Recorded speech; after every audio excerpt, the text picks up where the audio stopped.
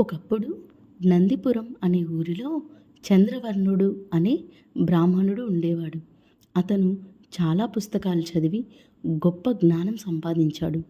అయినా అతనికి తృప్తి కలగలేదు. ఇంకా ఎన్ని విద్యలున్నాయో అన్నీ నేర్చుకోవాలని అనుకున్నాడు. అందుకే పెళ్లి చేసుకోకుండా బ్రహ్మచారిగా ఉంటూ ఎప్పుడూ కొత్త విద్యల కోసం ప్రయత్నిస్తూ ఉండేవాడు. కొంతకాలం తరువాత చంద్రవర్ణుడు నందిపురం వదిలి కొత్త విద్యలు నేర్పే గురువు కోసం ఊరూరు తిరగడం మొదలుపెట్టాడు. చాలా ఊర్లు తిరిగినా అతనికి నచ్చిన గురువు దొరకలేదు. ఒకరోజు అడవిదారిలో నడుస్తూ చాలా అలసిపోయాడు. అతనికి బాగా దాహం వేసింది. నీళ్ల కోసం వెతుకుతూ ఉండగా ఒక పెద్ద చెరువు, దాని పక్కన ఒక పెద్ద రావి చెట్టు కనిపించాయి. సంతోషంతో చెరువు దగ్గరకు వెళ్ళి నీళ్లు తాగి దాహం తీర్చుకున్నాడు. తర్వాత అలసట తీర్చుకోవడానికి రావి చెట్టు నీడలో పడుకున్నాడు. ఆ రావి చెట్టు మీద చాలా కాలం నుండి ఒక బ్రహ్మరాక్షసుడు ఉండేవాడు. అతను అన్ని విద్యలు నేర్చిన గొప్పవాడు. బ్రహ్మలోకం చేరాలని తపస్సు చేస్తూ ఉన్నాడు. రోజు తపస్సు అయిన తర్వాత చెట్టు మీద నుండి కిందికి దిగి చెరువు దగ్గర తన పనులు చేసుకునేవాడు. ఆ రోజు కూడా అలా కిందికి దిగి నిద్రపోతున్న చంద్రవర్ణుడిని చూసి జాలిపడ్డాడు. అతన్ని లేపి, నీవు ఎవరు? ఇక్కడికి ఎందుకు వచ్చావు? నీ ఊరి ఏది? అని అడిగాడు బ్రహ్మరాక్షసుడు.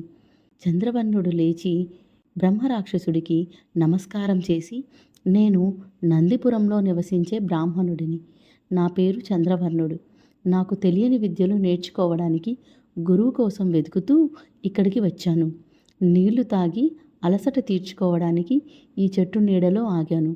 నీ ముఖంలో తేజస్సు చూస్తే నీవు గొప్ప జ్ఞాని అనిపిస్తుంది.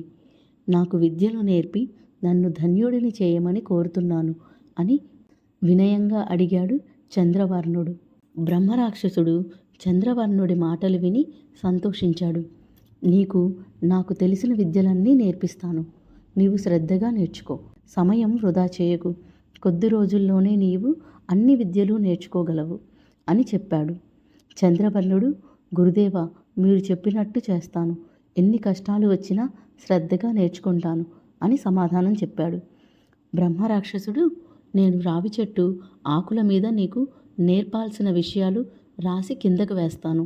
నీవు 6 నెలల పాటు రాత్రింబవళ్ళు నిద్ర ఆహారం మాని ఆ ఆకులను చదవాలి. ఒక్కరోజు కూడా నియమం తప్పితే నా కోపానికి గురవుతావు అని చెప్పాడు. అంతేకాకుండా ఒక మంత్రం చెప్పి, ఈ మంత్రం చదివితే నీకు ఆకలి నిద్ర వేయవు అని చెప్పాడు.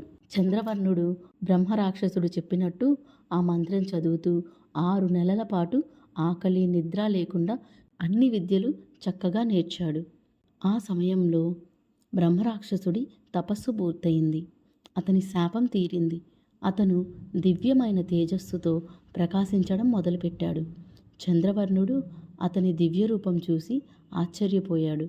బ్రహ్మరాక్షసుడు, చంద్రవర్ణ, నేను ఒక శాపం వల్ల ఇక్కడ బ్రహ్మరాక్షసుడిగా పుట్టాను. బ్రహ్మను గురించి తపస్సు చేసి శాపం నుండి విడుదలయ్యాను. కొద్దిసేపట్లో నేను బ్రహ్మలోకానికి వెళ్తాను అని చెప్పాడు. అప్పుడు అతని ముందు బ్రహ్మరథం వచ్చి ఆగింది. అతను ఆ రథం ఎక్కి, చంద్రవర్ణ, నీవు అన్ని విద్యలు నేర్చుకున్నావు. ఇక నీవు నీ ఊరికి వెళ్ళి మంచి అమ్మాయిని పెళ్లి చేసుకొని సంతోషంగా జీవించు అని ఆశీర్వదించి ఆకాశంలోకి వెళ్ళిపోయాడు.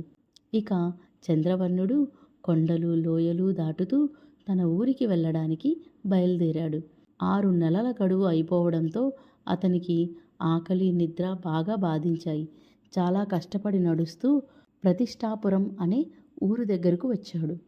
ఊళ్ళో ఎవరైనా బ్రాహ్మణుడి ఇంట్లో ఆశ్రయం పొంది భోజనం చేసి నిద్రపోయి ముందుకు వెళ్దామని అనుకున్నాడు. కానీ అతనికి నడవడం కూడా కష్టమైంది. చివరికి ఒక అందమైన ఇంటిని చూసి అది బ్రాహ్మణుల ఇల్లు అయి ఉంటుందని అనుకొని కష్టపడి అక్కడికి వెళ్ళాడు. తన వెంట తెచ్చిన రావి ఆకుల మూటను తల కింద పెట్టుకొని అరుగు మీద పడుకున్నాడు. ఆ ఇల్లు బ్రాహ్మణులది కాదు, అలంకారవల్లి అనే వేశ్యది.